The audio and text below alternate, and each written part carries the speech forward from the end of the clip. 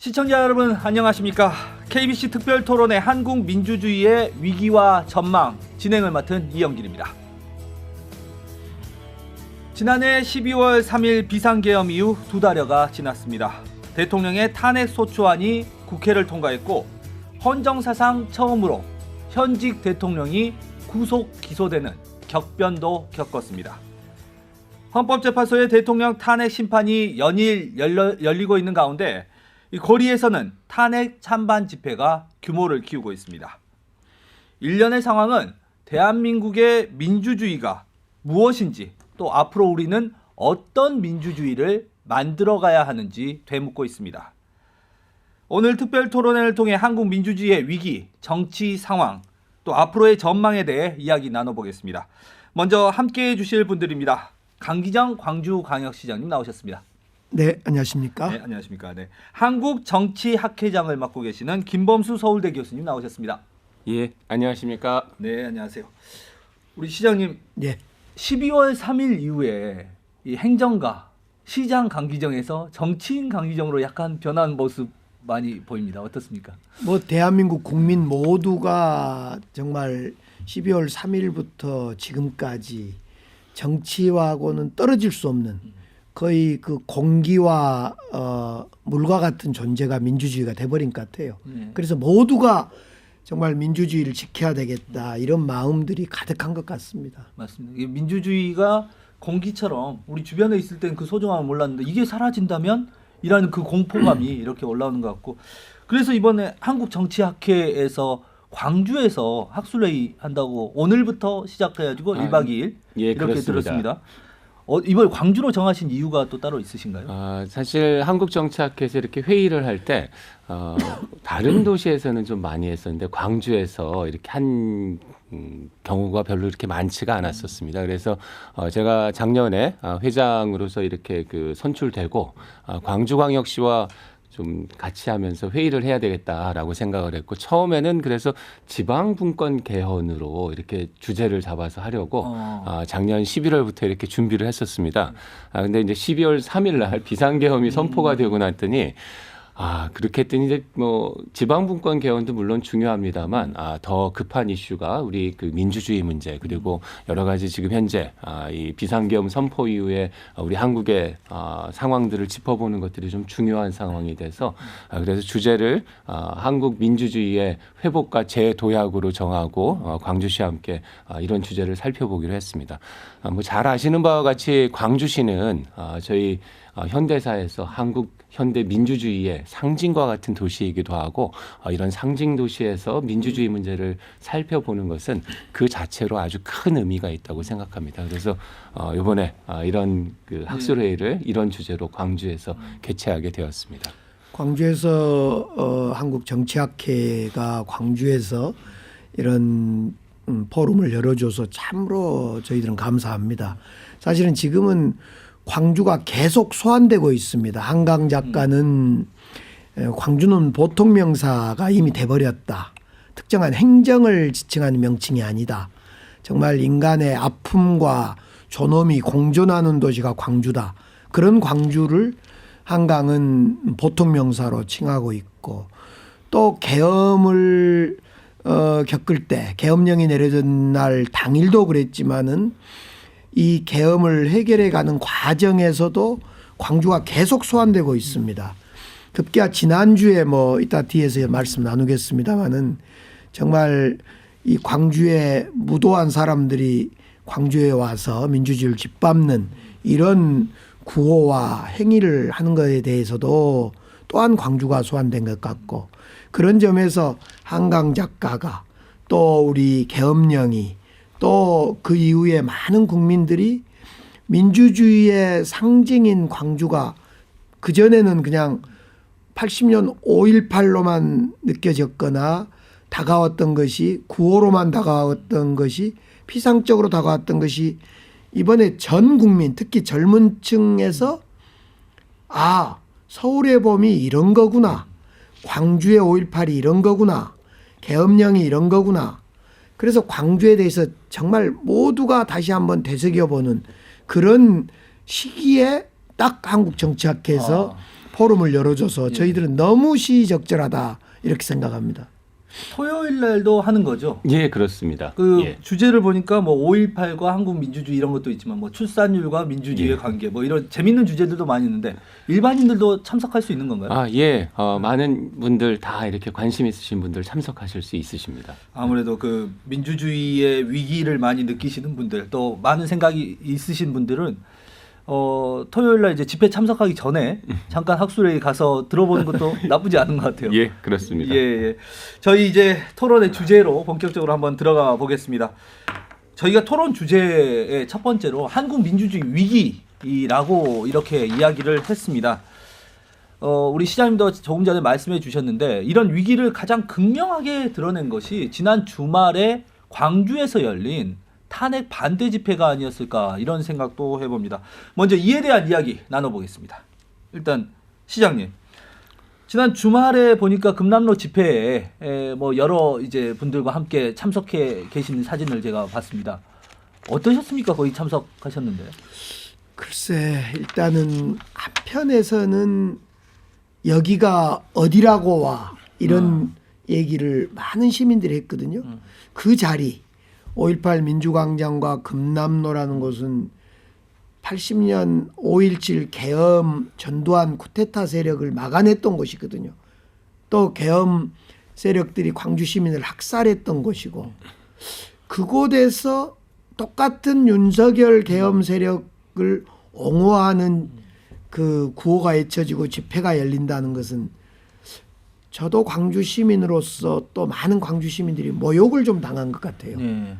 그러니까 윤석열 계엄과 전두환 계엄은 우리가 보통 쌍둥이 계엄이다 이렇게 예. 보통 이야기하는데 포고령이 똑같아요 사실은. 그래서 제가 12월 3일 계엄 있고 다음 날 아침에 그 5.18 민주광장에서 윤석열 계엄령과 전두환 계엄령 그 포고령은 쌍둥이다라고 제가 이제 예. 그 도청합 연설을 하게 되는데 그런 윤석열 계엄을 옹호하고 헌법을 부정하는 그 구호를 그곳에서 외친다는 것이 도저히 용납이 안 됐어요. 근데 이런 건 있는 것 같아요. 실제로 그 현장에 있었던 분들이 그러니까 거기 5.18 저희 기념관도 있고 그런 곳에 뭐 침을 뱉는다든지 아니면은 시민들에게 모욕적인 언사를 던진다든지 물론 이제 경찰들이 많이 제지를 했고 하지만 그런 부분들에 있어서는 저희가 용납할 수 없어라고 하지만 여당에서 이야기하는 것은 그냥 구호를 외치고 시위를 하는 거 이것조차도 안 된다는 거냐? 이거 너무 뭐 오히려 반민주주의 아니야?라고 되묻는데 일단 저에게 전한길 씨도 그런 이야기를 많이 해요. 도대체 광주 정신이 뭐냐? 예. 그다음에 강기정 시장 당신이야말로 민주주의를 외치다가 감옥생활 3년 7개월을 한 사람이 왜 발언의 자유, 집회의 자유도 못하게 하냐? 근데 저는 이렇게 봅니다. 우리가 발언의 자유, 집회의 자유, 표현의 자유라고 이야기할 때는 헌법을 인정하고 내란 세력을 옹호하지 않는 범위 내에서 가능하다. 우리가 예를 들면 나치를 옹호하거나 히틀러를 옹호한 세력을 표현의 자유를 용납하지 않지 않습니까? 예. 그분들은 처벌하는 거죠.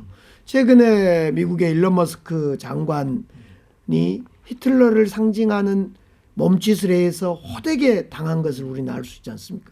그러니까 전 세계의 보편성은 뭐냐면 표현의 자유도 좋고 개인의 뭐 자유도 좋고 집회 시위도 좋은데 그건 어디까지나 헌법을 부정하지 않는 헌법 내에서의 이야기다. 근데 이 지금 그 전한길 씨나 이런 분들은 헌법을 부정하고 내란을 옹호하고 계엄을 정당화한 윤석열을 무죄다. 문제없다라고 하는데 이것은 그래서 저는 그럴 자유는 민주주의에서는 없다라고 생각합니다. 그래서 저는 5.18 민주광장은 불허했을 뿐만 아니라 금남로에서 외친 그들의 자유는 진짜 자유가 아니다. 민주주의의 가면을 쓰고 또 진짜 민주주의를 공격한 사람들이다. 이렇게 봅니다. 우리 교수님은 정치학자로서 광주에서 어떤 탄핵 반대 집회하는 거 이거에 대해서 어떻게 보십니까? 저는 약간은 뭐 시장님하고 좀 다른 부분이 있는데요. 그냥 아주 순수한 학자의 입장에서 저는 개인적으로 뭐 광주의 상징성과 그다음에 민주광장의 상징성이라는 것을 충분히 이해하고 있습니다만 그럼에도 불구하고 그런 데서 이렇게 그 발언할 수 있는 자리는 열어줘야 되지 않을까라는 생각을 가지고 있습니다. 그래서 뭐 시장님께서 말씀하신 대로 표현의 자유라고 하는 것은 항상 뭐 무제한적인 것이 아니고 분명히 제한이 있어야 되는데 제가 이제 뭐 존 스튜어트 밀이라든가 이런 사람들을 학교에서 강의도 많이 하고 있습니다. 그래서 아마 존 스튜어트 밀이라고 하는 학자가 자유론에서 가장 강조하는 것 중에 하나가 사상의 자유, 표현의 자유 뭐 이런 것들을 강조하고 있어서 그 이야기를 보면 누구나가 사실은 자기의 의사 표현을 할 수는 있어야 된다라고 이야기하고 있습니다. 그런데 또 한편으로 중요한 것 중에 하나가 사실은 사회적 통제를 강조하고 있습니다. 존 스튜어트 밀 같은 경우는. 그래서 표현의 자유라고 하는 것은 무제한적인 것은 아니고 다른 사람에게 해를 끼치거나 또는 뭐 이 사회 질서를 해치거나 이럴 경우에 사회적 통제가 필요하다라고 이야기를 하고 있는데요. 사회적 통제라고 하는 것은 사실은 정부 또는 이런 지방자치단체에서 위에서 누르는 것은 아니거든요. 그거는 어떻게 보면 이제 민간 영역에서 우리 사회 내부의 이제 이 정화 기능을 좀 발휘해야 되는 측면이라고 생각을 해서 저는 뭐 개인적으로 여러 가지 뭐 저도 개인적인 입장이 있습니다만 이런 이 극우 세력이라고 할까 이런 사람들의 이야기는 할 수 있는 공간은 열어두되 그 다음에 거기서 나오는 지금 말씀하신 내란을 옹호한다거나 또는 우리 헌정 질서를 부정하는 이러한 이야기들은 정부가 나서서 또는 뭐 지방자치단체도 일종의 정부라고 볼 수 있을 텐데요. 정부가 나서서 제한하기보다는 우리 사회 내에서 그런 것들을 좀 그런 이야기들이 나오는 것들을 막을 수 있는 이러한 것들이 조금 더 우선되어야 되지 않을까 하는 그런 생각을 개인적으로는 가지고 근데 있습니다. 이제 교수님 말씀이 뭐 언론적인 학문적인 그 영역에서는 지당하고 맞는 말입니다. 그런데 이번 실제로 집회 과정에서 겉으로는 표현의 자유, 집회의 자유로 하지만은 내용으로 들어가 보면 윤석열을 탄핵해서는 안 된다. 계엄령이 아니라 계몽령이다. 또 여러 구속된 사람을 석방해야 된다. 더 나아가서 거기에서 뿌려진 그 신문 같은 데는 5.18은 북한군 소행이다. 여기까지 나간단 말이에요. 네. 최근에 예를 들면 그 축구장에서 중국의 팬들이 전두환 사진을 들고 이렇게 흔드는 그래서 광주를 모욕하고 5.18을 모욕했던 그거에 대해서 우리 광주시에서 강력히 대사관이나 총영사관에 항의도 하고 사과도 받아냈습니다마는 그들이 표현의 자유, 집회의 자유라는 가면을 쓰고 한 행위는 다 헌법 부정과 내란을 획책하는 일이기 때문에 저는 그것이 이제 가장 좋은 것이 우리 집단 지성의 시민의 힘으로 제압되고 안 되도록 정화되고 그러면 좋겠으나 저는 전 세계의 우리 스페인 독재자 프랑코 대통령을 따라하면 처벌하는 그런 법이 있듯이 또 히틀러를 옹호하거나 나치를 옹호하면 처벌하듯이 우리 5.18을 폄하하거나 이러면 당연히 처벌하는 법이 있습니다. 그래서 제가 주장하고 싶은 것은 그 자유의지에 따라 무한대로 표현의 자유가 보장돼서는 안 된다. 정확히 정부가 또는 지방정부가 어떤 선을 넘는 것은 법과 행정력으로 저지해야 된다. 근데 그 선이 어디일까를 정하는데 참 곤욕스럽긴 합니다만은 적어도 지금 요즘 상황으로 보면 헌법 부정이냐 아니냐, 헌법을 인정하냐 하지 않냐의 차이인데 이 집단들이 그대로 그 사람들은 아니지만 그 세력들이 그 헌재를 공격했고 지금도 헌재를 부정하는 사람들이기 때문에 저는 그 집단들이 지금 광주에서 지난주에 집회를 하고 이번 주는 목포로 또 몰려가겠다는 거거든요. 그러니까 광주 시민들 중에 어떤 사람들이 하는 것도 아니고 거의 절대 다수가 몰려다니면서 특정 어떤 이상한 종교라든가 또는 그런 그 사람들이 그냥 몰려다니면서 집회를 하는 그건 저는 동의해서는 안 된다고 생각합니다. 시장님 하나 궁금한 게 있는데 그 집회 내에서 극단적인 주장을 하거나 아니면은 어떤 반헌법적인 것을 하는 거 물론 그거를 막아야겠는데 지금 상황에서 그러니까 논리의 구조가 계엄에 탄핵에 반대하거나 탄핵에 반대한다면 이거는 계엄을 찬성한 거고 이거는 반헌법적이 된다. 만약 이런 논리 구조로 간다면 탄핵에 반대하는 게 요즘 여론조사 보면 최소 한 30%? 한 40%까지 나오는 여론조사도 있더라고요. 그러면 국민의 한 대다수를 반헌법적인 집단 이렇게 우리가 바라봐 버리면 그 탄핵에 반대한 사람 속에는 섞여 있다고 봅니다. 예. 소위 말해서 지금 이 예를 들면 광주에 몰려온 사람들도 나는 극우가 아니라 그냥 보수일 뿐이다라는 사람도 있고 예. 사실은 그렇지만은 절대 다수는 또 다음에 집권 지금 다음에 민주당이 싫어서 나온 사람도 있고 여러 가지라고 봅니다. 민주당이 싫어서 나온 사람 또 진짜 윤석열 대통령이 죄가 없다고 생각한 사람 예. 계엄이 잘 됐다고 생각한 사람 또 근본적으로 뭐 아주 극우적인 생각까지 섞여 있기 때문에 섞여 있음에도 불구하고 그 본질을 관통하는 예를 들면 지금 전한길 씨가 주장하는 것은 저는 정확하게 헌법을 부정하는 사람의 선동이지 전한길 씨가 매우 합리적으로 생각하는 그런 주장을 하고 있지 않다고 봅니다. 교수님 여기 이 지점에서 굉장히 궁금한 게 있는데 사실 탄핵 심판 우리가 헌재 지금 봐도 증인 신청 봐도 지금 핵심이 이게 내란이냐? 나는 내란을 하지 않았어. 난 내란하지 않았고 비상 계엄을 했고 비상 계엄이 또 어떤 측면에서는 좀 부적절했을지는 모르겠지만 그래도 내가 비상 계엄을 할 수밖에 없었던 이유는 이런 거야라고 하면서 이제 좀 어떤 야당의 책임도 묻고 이 과정이거든요. 그러니까 지금 결국 핵심은 내란이냐 아니냐. 근데 또 야당에서는 이거 내란 아니냐. 이게 내란이 아니면 뭐가 내란이냐. 이런 건데 어떻게 보십니까? 예, 뭐 관련해서 저는 개인적으로 생각은 내란이라고 생각을 하고 있습니다. 근데 뭐 방송을 들으시는 분들이 어떻게 생각하실지를 모르겠습니다만 우리나라 형법 87조에 내란의 정의가 이렇게 내려져 있습니다. 대한민국 영토의 전부 또는 일부에서 국가 권력을 배제하거나 국헌을 문란하게 할 목적으로 폭동을 일으킨 것으로 이렇게 규정을 하고 있는데요. 핵심은 국헌 문란입니다. 예. 그래서 이 형법 91조에 국헌문란의 정의에 대해서 적어놓고 있는데요.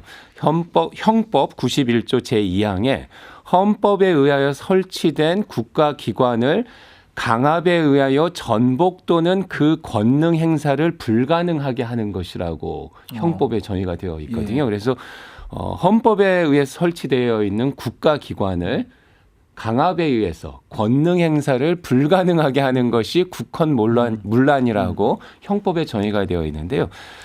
여러 가지 뭐 지금 논란이 되고 있습니다만 아마도 많은 국민들이 그 12월 3일 날 당일에 있었던 여러 가지 그 상황들을 TV로도 직접 목격하셨고 그다음에 그 이후에 나오는 여러 증언들 관련자들의 증언을 들었을 때 헌법에 의하여 설치된 국가기관, 국회죠. 국회를 강압에 의하여 군대를 동원해서 권능 행사를 불가능하게 하려고 했다면 이것은 형법에 정의되어 있는 내란에 해당한다고 봐야 하지 않을까 개인적으로 그렇게 생각을 하고 있습니다. 물론 뭐 다른 견해를 가지신 분들도 계실 수 있겠습니다만 기본적으로 우리 형법에 법 조문에 비춰서 상식에 의해서 판단해 본다면 충분히 내란으로 볼 수 있는 여지가 너무나 많은 것이 아닌가 개인적으로는 그렇게 생각하고 있습니다. 그렇습니다. 그 정확하게 국헌문란으로 봐야 되는데요. 뭐 이제 그건 법률적인 이야기는 여기서 차치하더라도 그러니까 초기에 계엄이 맞았냐 옳으냐 그러냐라고 할 땐 다 계엄은 잘못됐다 쪼개가 있었습니다. 예. 탄핵에 대해서 대통령 탄핵을 해야 되냐 말아야 되냐 하니까 좀 지금은 나뉘어졌죠. 탄핵이 높아진 겁니다. 사실은 탄핵을 해서는 안 된다가 예. 솔직히 높아져 있습니다. 왜 그럴까를 우리는 잘 봐야 될 것 같은데요. 이 지점은 이제 탄핵이 되면 곧바로 이어지는 것이 새로운 정부. 대선이 치러지기 때문에 적어도 이 대선에서는 미래 권력인데 미래 권력을 못 잡으면 다 망한다.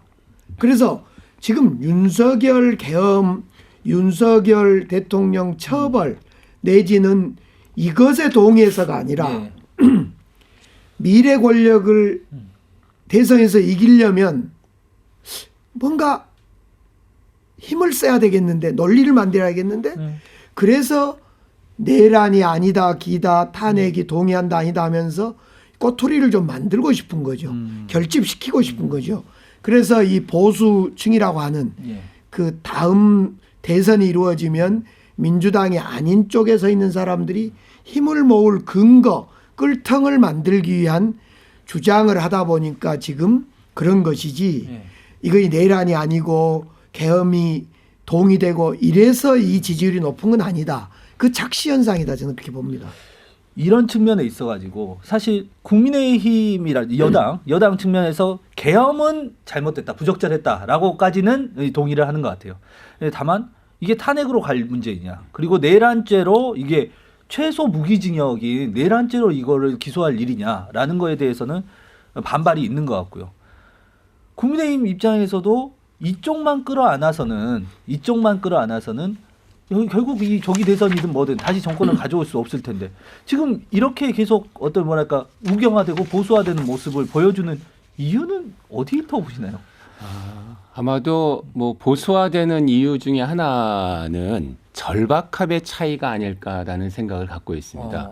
이게 절박함이라고 하는 것은 소위 그 뭐 진보라고 이렇게 이야기될 수 있는 그런 쪽에 계신 분들은 일단 지금 탄핵 심판이 진행 중이고 그래서 이 탄핵 심판의 절차대로 진행되는 것들을 좀 이렇게 관망세라고 할까요? 이렇게 보고 있는 것으로 생각됩니다. 그리고 아마도 이제 이 탄핵 절차대로 진행이 되면 진보 쪽에 계신 분들은 아마도 탄핵이 인용될 것이라고 하는 기대감들 내지는 이제 그러한 생각을 가지고 계시기 때문에 그냥 절차대로 진행되는 것을 좀 두고 보자라는 입장인데 반면 보수 쪽에 계신 분들은 이게 절차대로 진행됐을 경우에 결과가 너무나 예상되는 결과가 조금 이제 지금 현재로서는 예상되는 결과가 이렇게 바람직하다라고 생각하지 않기 때문에 이제 진보에서는 그냥 뭐 절차대로 진행되는 것을 두고 보면 되지만 보수 쪽에 계신 분들은 이 절차를 어떻게든 뒤집어야 되는 상황이고 그렇게 뒤집으려고 하다 보니까 지금 뭐 시장님께서 말씀하신 대로 여러 가지 이렇게 지지 세력들도 동원해야 되고 그 다음에 또 때로는 뭐 헌법재판소에 대한 문제 제기도 있어야 되고 그런 과정에서 때로는 뭐 이렇게 지지층을 동원하기 위해서 여러 가지 또 이야기들을 하다 보니까 그런 것들이 그리고 사실 일정 정도는 효과를 거두었다고 생각을 합니다. 그러면서 지지율도 좀 결집하고. 그렇죠. 그래서 시장님께서 말씀하신 대로 사실은 이게 단순히 탄핵에 대한 찬반 뭐 이런 것을 떠나서 비상계엄에 대한 찬반 내란이냐 아니냐에 떠나서 지금은 사실은 일정 정도 이게 정치적인 권력 투쟁 내지는 권력 싸움의 양상으로 변화가 되어 있고 그런 의미에서 뭐 아까 이제 시장님께서 말씀하신 대로 다음번 대선이 있는데 대선을 어떻게 준비하느냐에 따라서 사실은 어떤 면에서는 대통령 선거 운동을 미리 하고 있는 측면 내지는 이제 그러한 부분들도 있다고 볼 수 있지 않을까 그렇게 생각을 하고 있습니다. 그러니까 이제 제가 볼 때는 이거 박근혜 탄핵 효과 같아요. 학습 효과. 그러니까 지금 새누리당이 박근혜 대통령 탄핵 과정을 지켜봤을 거 아닙니까? 그때는 어땠냐면 탄핵 맞다 하고 이제 다 인정을 했어요. 인정을 하고 탄핵을 하고 대선을 치러 보니 대통령 선거에서 해볼 수가 없더란 거예요. 그래서 당시에 탄핵을 흔쾌히 동의했던 그런 새누리당 세력들이 그래봤자 빼앗긴 것은 대통령 선거고 권력만 빼앗기더라. 그래서 이번에는 안 된다 이렇게 해서는 그래서 뻔히 이것이 내란적 성격 계엄이 부당하다고 하는 걸 다 동의하면서도 그래 동의한다. 그럼에도 불구하고 하면서 지금 이상한 그 말도 안 되는 논리들을 계속 펼쳐가고 있는 거죠. 이것이 저는 박근혜 학습 효과이고 정확히 대권과 연결되어 있다 보니까 이렇게 논리적으로 앞뒤가 안 맞는 주장을 하고 있다고 봅니다. 대선 이야기가 사실은 나오고 있고 여당 내부에서도 조기 대선 이야기하지 마라라고 이야기는 하지만 오늘 기사에도 보니까 밤에는 조기 대선, 낮에는 탄핵 반대 뭐 이런 것이 팽배하다 뭐 이렇게 이야기를 하고 야권에서도 당연히 정권 교체를 준비를 하면서 뭐 이른바 비명계 대권 주자들이라고 할까요? 활동도 활발해지고 있고 우리 또 전남 지사님도 네. 예, 뭐 선언을 사실상 했죠. 결심을 굳혔다 하고 있고 이런 모습들을 어떻게 보십니까, 시장님은? 글쎄 이제 이렇게 탄핵을 통한 대선 전국으로 돌입하는 경우가 우리가 문재인 대통령 박근혜 탄핵 때 한번 봤지 않습니까? 그렇기 때문에 이제 그때도 보면 탄핵이 결정한 날로부터 60일 아니까 그냥 바로 대선입니다. 예. 또 대선이 끝나면 바로 또 인수위 없이 정부가 시작되고 그렇기 때문에 사실은 후보 입장에서는 늘 준비하고 싶은 마음이 있겠죠. 그 마음을 모르는 바가 아니고 그래서 밤에는 대선, 대권, 낮에는 그 탄핵 이런 주장을 할 수도 있겠으나 지금은 제가 볼 때는 탄핵 인용과 탄핵 인용을 위한 연대 정신을 발휘할 때라고 생각합니다. 예. 그래서 지금은 우리 야권 후보들도 여러분이 계시고 광주도 사실 오십니다. 예. 어떤 분은 개헌 이야기도 지금 하고 예. 개헌 후 대선이라는 주장까지 하신 분도 계십니다. 이낙연 예. 전 대표가 대표적인 건데 개헌 후 대선 이건 틀렸다. 저는 이렇게 분명히 말씀드리고 개헌 후 대선은 맞지 않는 이야기다. 또 김동연 후보도 지사님. 김동연 지사님도 개헌을 후보가 합의해서 민주정부를 만들고 개헌을 추진하자, 합의된 대로 추진하자 이런 얘기도 하는데 어떻든 다양한 목소리를 가지고 내는데 지금 필요한 것은 이 탄핵 인용 연대 정신을 발휘하는 겁니다. 그래서 예. 지금은 후보들끼리 서로 뭐 어떤 개헌을 가지고 논하거나 차이를 논하기보다도 예. 지금 어떻게 하면 더 단단한 민주주의를 만들어서 정말 불가역적 그 민주주의를 갈 건가 이 점에 대한 연대 정신을 네. 우리 야권 후보들이 발휘한 때다 이렇게 보여집니다. 우리 시장님이 이야기하는 내란 진압이 먼저다라는 것이 야권의 어떤 주도적인 의견인 것 같아요, 지금. 근데 좀 교수님께 다른 말씀을 좀 드리고 싶은데 사실 민주당에 하면 다른 대권 주자들도 많이 있지만 우리 이재명 대표가 거의 지금 뭐 대세다 이런 이야기들이 많이 있잖아요. 근데 또 반대로 보면 이렇게 대세론에 있고 야권의 대세 주자이고 또 어떤 여당에서 계엄에 대해서 저렇게 혹은 뭐 이렇게 내란 옹호라는 이야기까지 들을 정도로 보수화되고 있고 그럼에도 불구하고 이 반 이재명에 대한 여론 또한 굉장히 또 사그라들지 않더라고요. 이런 현상 어떻게 봐야 됩니까? 뭐 지난 몇 년간 그 뭐 이재명 대표에 대한 여러 공격들이 있었고 그 다음에 실제로 지금 뭐 여러 재판들이 예. 남아 있고 그렇고 그 재판의 결과에 따라서 어떻게 될지 모르는 상황이기 때문에 아마도 많은 국민들이 또 그거에 대한 우려가 있는 것도 사실인 것 같습니다. 예. 그래서 뭐 이재명 대표가 지금 현재 가장 유력한 뭐 이 민주당 내에서도 가장 유력하고 전체적으로 지지율이 높긴 합니다만 그럼에도 불구하고 또 정말 이 가장 안티가 많은 정치인 중에 예. 한 분이 또 이재명 대표가 되셔서 그래서 이재명 대표께서는 좀 뭐 억울하실 수도 있겠습니다만 또 정치인이라면 또 그러한 그 뭐 반대 세력이라든가 이런 분들을 또 포용하고 할 수 있는 그런 능력을 또 보여주시는 것이 또 필요하다고 생각을 하기 때문에 이거는 이제 아마도 뭐 이재명 대표뿐만 아니라 다른 정치인들도 마찬가지지만 지지 세력뿐만 아니라 반대하는 세력도 이렇게 끌어안을 수 있는 그런 포용력 이런 것들을 또 보여주는 것들이 더 앞으로 필요하지 않을까 그렇게 생각하고 있습니다. 그 포용력을 보여주시면서 최근에 이런 행보들을 보면 어떤 친기업, 성장 중심 이러다가 이제는 우리 민주당은 사실 중도 보수 정도의 포지션을 이야기했단 말입니다. 시장님 그거 민주당 중도 보수입니까 아니면 진보 아닙니까?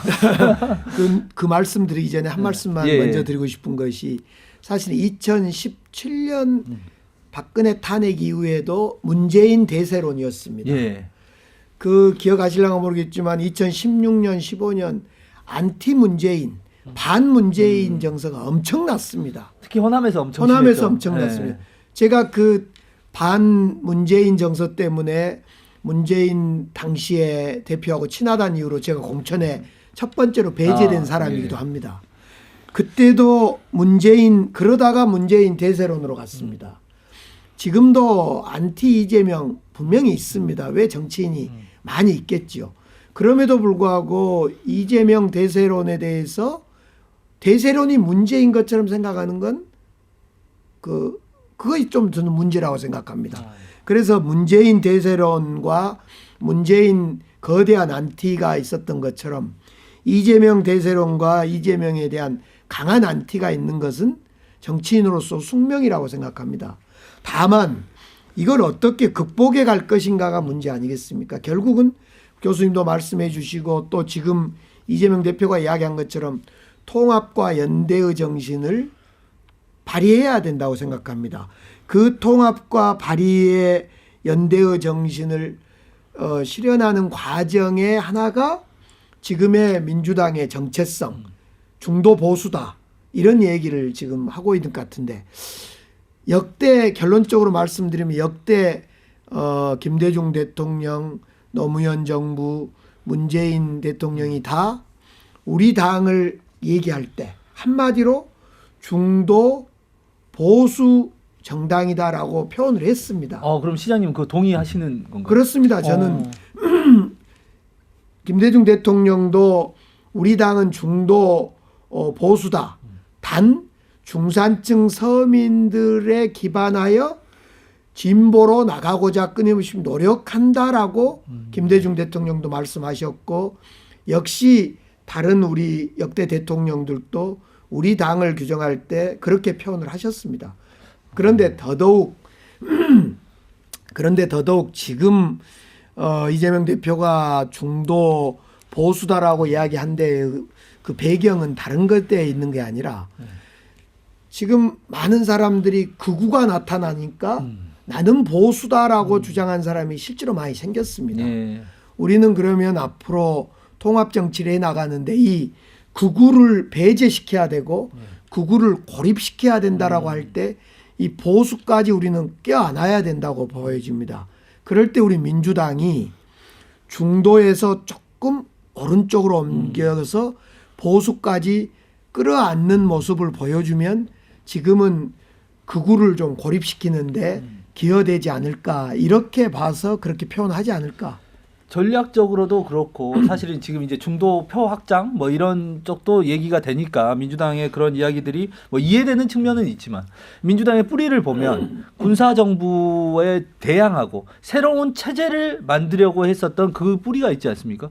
이 새로운 체제를 만든다. 이게 진보의 기본적인 거 아닌가요? 뭐 새로운 체제를 만드는 것들은 보수 세력들도 사실은 그거를 많이 노력을 했었던 것 같습니다. 그래서 사실은 박근혜 대통령 시절에 보면 경제 민주화 이야기를 하면서 상당히 이제 새로운 경제 정책이라든가 사회복지 정책 같은 것들을 많이 사실은 보수 정당에서도 수용했던 경험이 있고요. 그래서 경제 정책이라든가 사회 정책에서 보면은 사실은 뭐 이 보수 정당이라고 하는 국민의힘이나 민주당이나 상당히 많이 이렇게 수렴되는 부분이 있다고 생각을 합니다. 그리고 민주당도 이제 몇 차례 집권했던 경험이 있기 때문에 과거에 비해서 사실은 경제 정책에서는 상당 부분 많이 이렇게 그 보수화된 측면이 있다고 파악이 되어지고요. 그리고 뭐 우리 그 국제적인 글로벌 스탠다드라고 볼까요? 이렇게 해서 미국이라든가 유럽의 정당들하고 비교했을 때 민주당의 정강 정책, 경제 정책이라든가 이런 것들이 제 개인적인 판단으로는 아마도 미국의 민주당보다 조금 더 보수적인 것이 아닌가라는 생각을 가지고 있습니다. 물론 이제 미국 민주당 안에서도 보수적인 조금 다소 보수적인 중도 보수부터 극좌까지 이렇게 쫙 스펙트럼이 넓고 그다음에 민주당도 마찬가지로 사실은 정당 내에 있는 여러 구성원들의 이념 성향을 보면 단일하지는 않거든요. 상당히 좀 스펙트럼이 넓기 때문에 뭐라고 이야기할 수는 없습니다만 경제정책, 사회정책에서는 상당히 민주당도 보수화가 됐다라고 보고 다만 이제 남북관계 남북 관계라든가 이런 데 있어서는 좀 보수 진영과 민주당이 조금 이제 결이 좀 다른 부분이 있고 그래서 그런 부분에서는 조금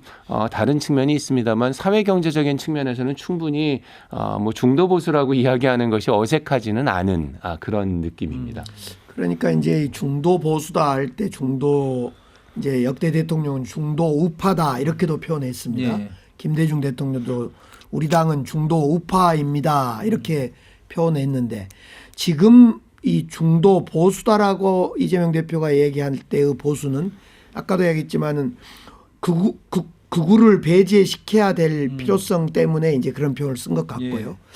지금은 이제 저도 정치를 국회의원을 12년 하면서 늘 도대체 우리 당의 아이덴티티가 뭐냐. 그래서 늘 개혁이냐 뭐 민주냐 진보냐 좌쪽으로 가야 되냐 우쪽으로 가야 되냐 참 많은 논쟁. 그러다 보면 열린 우리당 시절에 소위 넌닝과 백바지 논쟁도 있었고요. 예, 솔직히. 예. 이제 국가보안법을 폐지해야 되냐 개정해야 되냐 논쟁도 있었고 정말 너무너무 많은 논쟁이 있었는데 이 중도 보수냐 중도 진보냐의 논쟁은 그때그때의 우리 좌표가 어디를 포섭해야 되냐라는 관점에서 쓰여진 거고 개별 정책으로 가보면 경제정책, 사회정책, 외교정책으로 가보면요 다 다릅니다. 어떤 우리 민주당의 어떤 정책은 매우 진보적인 것 같고 어떤 정책은 매우 보수적인 것 같아가지고 개별 정책 우리 사회가 그만큼 다원화돼 있고 국민들 개별 세대 또 남녀 뭐 다층화되어 있기 때문에 개별 정책은 보수냐 진보냐 개혁이냐 뭐 이걸로 따질 수 없을 예. 정도로 중충화되어 있고 복잡해 있습니다. 보면 사실 취재를 하면서 보면 이제 국민의힘의 정책과 민주당의 정책이 크게 다르지 않다 이런 생각도 많이 들어요. 정책 이 실제로 이렇게 보면 이렇게 서로 당론이 뭐냐를 숨겨놓고 이렇게 그 법안을 놓으면 보면 이게 국민의힘의 당론인지 민주당의 당론인지 지역색과 당론만 빼버리면 모르겠어요 사실. 어떻게 보십니까? 사실 그래서 네. 말씀하신 대로 이렇게 보면 아마 한 양당의 정책 중에서 80% 정도는 상당히 유사한 부분이 있다. 그리고 특히 이제 말씀드린 대로 그런 부분에서 경제 정책이라든가 사회 정책, 그 다음에 뭐 복지 정책이라든가 이런 것들에서도 사실은 이제 한국 사회가 변하면서 양당이 그런 부분에서 상당히 많이 수렴되어 있는 부분이 있다고 판단이 되어집니다. 그리고 가장 차이가 많이 나는 부분 중에 하나가 어떻게 보면 남북 관계라고 볼 수도 있을 텐데 남북 관계 관련된 정책도 들어가서 보면은 상당히 유사한 부분이 많습니다. 예. 그래서 뭐 민주당에서 아무리 뭐 진보적이라고 하더라도 한미 동맹을 깨자고 이야기하시는 분 제가 여태까지 민주당에서 그런 얘기하시는 거 본 적이 없고 예. 그 다음에 뭐 북한을 이렇게 해가지고 했을 때 뭐 완전히 뭐 북한을 그냥 경계하지 말고 완전히 뭐 군사비 증강이라든가 이런 거 하지 말자고 하셨던 분들도 본 적이 없고요. 네. 그리고 뭐 국민의힘이라고 하더라도 뭐 북한하고 완전히 전쟁하자고 하시는 그런 분들 본 적 거의 없거든요. 예. 그래서 사실은 상당 부분 수렴되어 있는 것이 사실인데 문제는 약간의 차이들과 그다음에 아까 이제 시장님께서 말씀하실 때 그런 이야기를 하셨습니다만 지향성은 조금 다른 것 같습니다. 그래서 현실적인 정책은 상당 부분이 유사하지만 그래도 이제 정당으로서 가지고 있는 지향성이라고 하는 것이 조금 다른 부분이 있고 그런데 이런 조금의 차이들이 너무 지금 과대 포장되거나 너무 이것들이 전면에 나서 가지고 이게 갈등을 불러일으키는 그런 요인이 되고 있지 않은가라고 생각을 해서 사실은 저희들이 학자로서 신경 써야 될 것도 양당에서 비슷한 부분이 너무 많거든요. 그래서 그런 양당이 합의할 수 있는 그다음에 우리 사회에서 보수와 진보가 합의할 수 있는 이런 부분들을 좀 더 많이 키워나가고 그런 부분들을 가지고 조금 더 이렇게 정책화하고 갈등을 줄여나가는 그러한 것들이 좀 필요하지 않을까 개인적으로는 그렇게 생각하고 거기에 있습니다. 하나 더해서 언론으로서 또 봐도 혹시 이렇게 극단의 대립을 하는 것이 서로 너무 비슷하니까 서로 차이점을 나타내기 위해서 이렇게 하는 거 아니야? 뭐 이런 생각도 들거든요. 어떻게 시장님 어떻게 보십니까? 그러니까 이제 독일은 연정 정치가 기본 아니겠습니까? 예. 한 당이 과반을 절대 점할 수 없도록 구조적으로 선거제도가 한 특정 당이 일당이 과반을 점할 수 없으니까 과반을 점해서 정치를 하려면 연대를 하고 연정을 해서 구조적으로 연정 정치를 하기 때문에 타협과 대화가 기본이고 그런 속에서도 투쟁과 싸움인데 우리는 극한 투쟁, 오라나싱 아닙니까? 예. 정권을 잡은 데는 뭐 윤석열처럼 계엄령까지도 내려버리는 이런 권한을 쥐어주는 이 대통령 중심제, 막강한 대통령 중심제. 그러니까 대통령 권력을 잡기 위해서는 자기의 영혼과 목숨과 모든 재산도 그 때려 박아볼 수 예, 있는 이런 정도의 이 대한민국 정치가 타협할 수 없는 어떤 것도 협상할 수 없는 구조로 빠지게 된 겁니다. 예를 들면 우리 그 여야가 보면 에너지 정책을 보면 원전을 중시하냐 신재생 에너지를 중시하냐는 언뜻 보면 대립된 것 같지만은 뭘 중심으로 하고 뭘 보조로 할 건가는 타협점이 있습니다. 예. 그런데 우리 문재인 정부 때 신재생 에너지를 중심으로 전 세계가 가고 있으니까 좀 해보자. 그런데 갑자기 옛날에 폐기하기로 했던 원전을 다 살려버리고 다시 죽은 강시처럼 다 살리고 신재생 에너지는 그냥 다 때려잡는 예. 이건 아니거든요. 예. 그래서 우리 지금 정치 구조가 그 권력 대통령 중심 막강한 대통령 중심제로 딱 중심이 돼 있으니 예. 국회에서 여야가 타협할 아무런 이유가 없습니다. 왜냐하면 권력 잡으면 다 먹는 건데 이것을 바꿔내는 것 이것이 한국 정치의 근본적인 지금 과제이다. 그래서 그러다 보니까 그걸 개헌으로도 이야기하고 요즘처럼 대통령이 계엄을 특히 그냥 일으키는 이런 상황에서 개헌을 통해서 대통령 권력을 좀 제어해야 된다. 이런 이야기가 나온 것 같아요. 관련해서 저도 한 말씀만 예. 더 드리면 사실은 그런 의미에서 우리 사회에서 저희들이 생각했던 것보다 사실은 그 보수와 진보가 공유하는 부분이 저는 많이 있다고 생각을 하는데요. 근데 이제 이런 이야기를 하면은 언론이나 이런 데서 재미가 없습니다. 그렇죠. 편을 나눠야 되니까. 편을 나눠야 되고 어디 가가지고 저 같은 이런 이야기를 하면 재미가 없잖아요. 네. 거기다가 그러면 도대체 누구를 지지하시느냐. 그러니까. 그래서 결국은 가가지고 예. 소위 얘기해서 좀 매운맛이라고 그래야 될까요? 이제 이게 이제 충분히 뭐 언론의 그런 미디어 환경이라든가 이런 데서 충분히 이제 그런 것들을 이해를 하고 있습니다만 그럼에도 불구하고 사실은 저는 개인적으로는 언론이 그런 데서 중요한 역할을 좀 해야 된다. 아무리 이렇게 재미가 없는 부분이라고 하더라도 그래도 우리 사회의 이런 중도라고 할까요? 상당히 공감하는 부분들을 좀 이야기할 수 있는 부분들을 좀 더 많이 언론에서도 부각시켜야 되는데 너무 이렇게 한쪽으로 편향된 이야기들을 언론에서 더 확대 재생산하는 그런 측면도 있어서 이런 것들은 좀 우리 그 언론도 더 좀 예. 자성이 필요하지 않을까 그렇게 생각을 합니다. 정치를 걱정하다가 갑자기 언론이 또 한 대 맞았습니다. 예. 그 시장님 이제 개헌 말씀하셨고 그 전에는 이제 아직은 개헌을 논의할 때는 아니다 했는데 사실 시장님께 제가 드리고 싶은 말씀이 하나 있어요. 또 민주당의 어떤 주류적인 생각에 그렇다면 지금도 개헌 논의가 그러니까 민주당 주류에서 안 하더라도 그 사이드에서라도 안 하고 있으면 나중에는 정말 할 수 있나? 그러니까 이게 대선 국면은 60일이고 그리고 대선이 되면은 새로운 대통령이 나오는데 그 새로운 대통령이 아무것도 하지 않고 개헌부터 하겠다? 이게 과연 가능한가? 이런 의문도 들거든요. 저는 사실은 이 계엄령 사태가 있기 전에 제가 용산의 비서실장도 만나서 그런 이야기를 했습니다. 총선 이후에 만났는데 지금 윤석열 대통령이 사는 길은 임기 단축 개헌을 선언해서 임기 단축하고 이 막강한 대통령 권력을 줄이는 이런 개헌을 해야 됩니다. 라고 제가 건의를 실제로 했어요.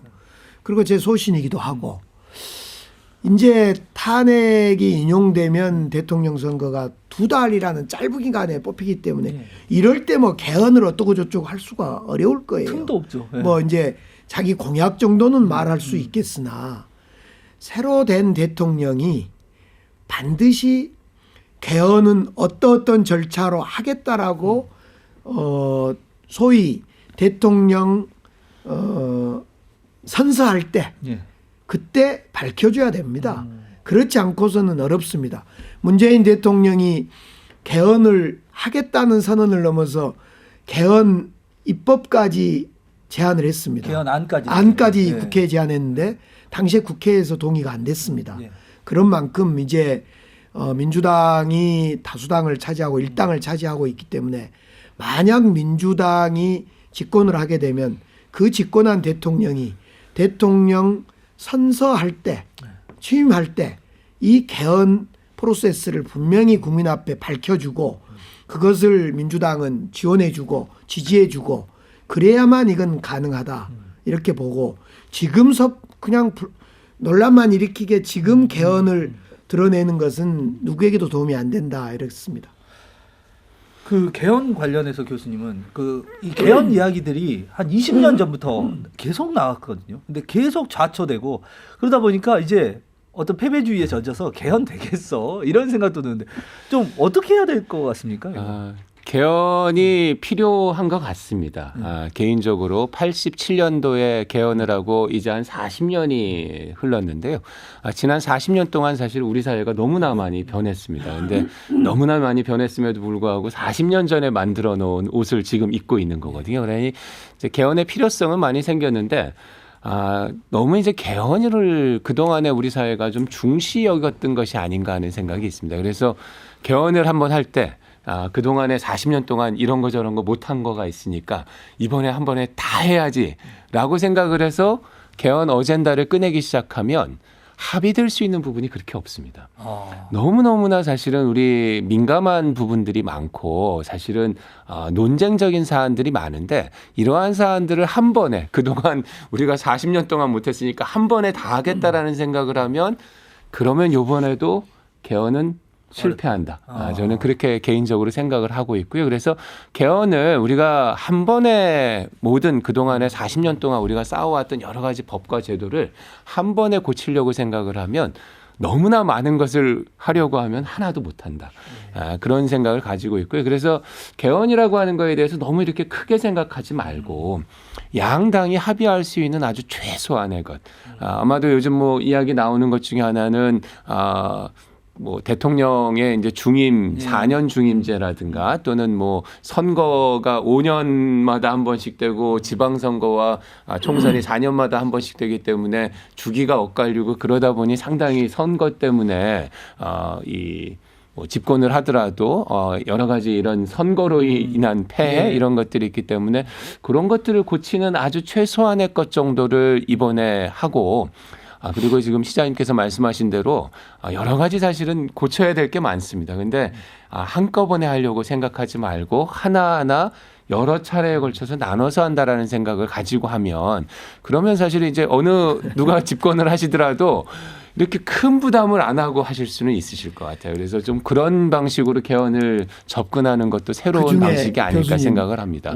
빠지지 않아야 될 딱 한 가지 5.18 민주화운동을 헌법 전문에 넣는 거 이것은 모두가 동의하고 있기 때문에 아무도 부정하지 않을 겁니다. 지난 총선에서 원포인트 개헌을 이렇게 제안을 하셨잖아요. 근데, 그렇습니다. 네, 예. 근데 쉽지가 않더라고요, 이게 또 여당에서는 또 그거를 굳이 지금 개헌을 논의해야 돼. 근데 또 지금 바뀌어가지고 지금 여당에서 또 강하게 얘기를 하고. 제가 그때 지난 1년 전 총선 때 5.18 민주화운동을 헌법 전문에 넣는 원포인트를 총선과 함께 하자라고 우리 민주당에도 그다음에 새누리당에도 제안을 했어요.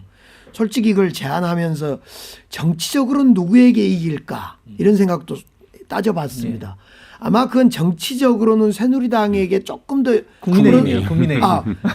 세월이 변했습니다. 예, 세월이 변했습니다. 거의 국민의힘에게는 조금 더 유리하게 작용했지 않았을까라는 생각을 가지면서 우리 민주당의 지도부하고 제가 협의도 했습니다. 그리고 그렇게 협의했다는 사실을 전제한 이야기를 또 국민의힘 지도부한테도 얘기하면서 부탁도 드렸고 그래서 이제 앞으로도 교수님 말씀처럼 모든 우리 사회의 문제를 다 개헌에 넣을 수는 없고 정말 꼭 필요한 이번 계엄을 보니까 대통령의 권한도 좀 없애야 할 건 없애고 그런 건 필요할 것 같습니다. 그래서 아마도 지금 말씀하신 대로 조금 저희들이 이번 계엄 사태를 거치면서 어떤 것들이 정말 시급하게 필요한지에 대한 공감대는 많이 사회적으로 생긴 것 같습니다. 그래서 그런 부분들에 한해서 최소한도로 일단 개헌을 하고 그리고 또 몇몇 이슈들은 사회적인 또 이런 합의라든가 이런 것들이 또 필요한 부분이 있기 때문에 그런 부분들은 좀 뒤로 미루는 그런 지혜도 필요하지 않을까 생각을 합니다. 오늘 사실 여러 가지 주제들을 준비를 했고 또 중요한 게 뭐 소멸 위기 지역 또 지역은 또 어떻게 해야 되느냐 이런 주제들도 준비를 했는데 저희가 남은 시간이 이제 2분밖에 안 남아서 이 이야기들까지 다 포함을 해서 마지막 클로징 형태로 해서 우리 시장님과 교수님이 못다한 이야기들 한 1분 정도씩만 좀 시청자들에게 하면 어떨까 싶습니다. 먼저 시장님 오늘 해보시니까 또 어떠셨나요? 정말 매서운 바람이 부는 그러나 봄은 올 거라고 보여집니다. 봄이 오는 소리가 들리기도 하고 정치적으로 너무 혼란스러워요. 국민들이 그냥 정치적으로 혼란스러운데 더불어 미국의 이제 관세 폭탄도 다가오고 있고 특히 광주 같은 데는 자동차 산업이 광주 제조업의 43%를 차지하고 있는데 4월 2일 날 트럼프가 25% 무역 통상을 폭탄을 터뜨린다 하니까 정말 숨이 막힐 지경입니다. 그래서 빨리 정치 안정을 좀 꾀해줬으면 좋겠고요. 그리고 그 정치가 안정돼야지 경제도 좀 풀릴 것 같고 그런 것 같아요. 요즘 저는 가슴속에서 야 광주가 정말 자랑스럽다 이런 이야기를 제가 솔직히 많이 합니다.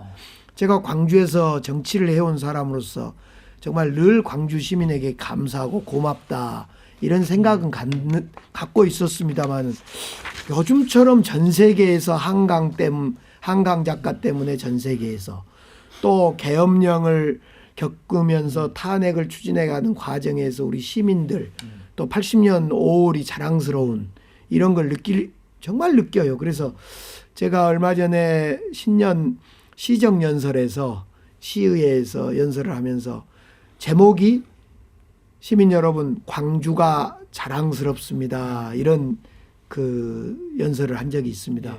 요즘처럼 광주가 자랑스러운 적이 없는데 이것도 어디까지나 정치가 안정되고 또 이 민생 경제가 빨리 좀 그래도 우리 숨을 좀 쉴 수 있도록 만들어야지 가능하기 때문에 그런 방향으로 되도록 정치도 또 우리 지방 행정도 좀 이끌어 가보도록 노력하겠습니다. 또 봄에 오는 소리에 맞춰서 늘 건강하시길 바라겠습니다. 이 비상계엄 사태를 보면서 1980년의 광주는 상당히 고립되어 있었고 사실은 외로웠던 것 같습니다. 왜냐하면 그때 뭐 교통도 다 막혀 있었고 나갈 수도 없었고 외부에 전달할 수도 없었던 상황이어서 상당히 철저히 이렇게 고립되어 있었던 그 경험을 하셨을 텐데 아마도 지금의 광주는 그때의 광주를 비롯해서 이런 그 5.18의 경험이라든가 이런 것들은 시장님께서도 말씀하셨습니다만 이제 광주만의 것이 아니고 그다음에 지금은 완전히 다 이렇게 열려 있고 그다음에 이런 것들이 한강 작가의 소설이라든가 이런 것들을 통해서 세계인의 공감을 얻는 그러한 광주 정신이 되지 않았나 이렇게 생각을 하고 있고요. 그래서 더 이상 이제 이 광주에서 이야기하셨던 이 시장님의 말씀이라든가 이런 것들이 80년대처럼 이렇게 고립되어 있는 목소리가 아니라 우리나라뿐만 아니라 세계인의 공감을 얻는 그런 목소리가 되고 있다라는 것들. 그래서